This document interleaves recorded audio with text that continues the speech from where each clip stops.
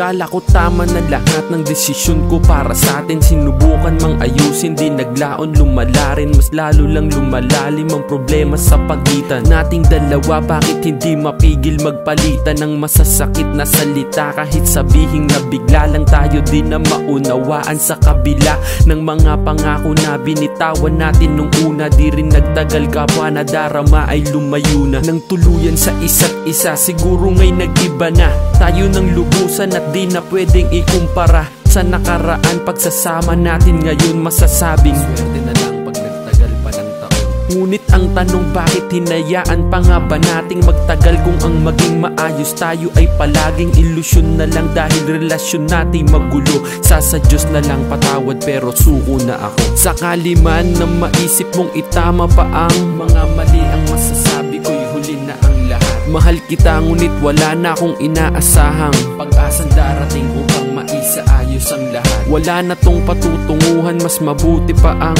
tapusin na at palayain natin ang isa't isa. Mula ngayon ay sasanayin ang sarili ko nang wala ka na at di na mangyayaring babalik ka pa. Ilang ulit ko mang subukang ibalik ka sa isipan, ay kusang tinatakwil ka na kahit ipagpilitan ko man ang kakatiting na natirang pagsinta ko. Alam ko na bandang huli mababaliwala rin to, kaya ganun pa man ay mas minabuti ko nang iwasang maalala ang mga magagandang pinagsamahan. Yun ay bago humantong sa yugto na masalimuot. Pipilitin ko di man ganun kadali makalimot. Pinaikot mo ang mundo ko na di man lang umabot, kahit sa kalagitnaan ay tuluyan ng binalot ng mga kaganapang parang sa akin ay parusa. Kalabisan na ba ang di ko kayang malayo? Katugon mo sa pagsinta ko'y mga di ko inakala. Ibigin ka ay isa na rin atang pagkakasala, kaya mas pinili ko na lang mabuhay mag-isa. Mapagtanto mo mang mali ka, para sa'kin huli na. Sakali man na maisip mong itama pa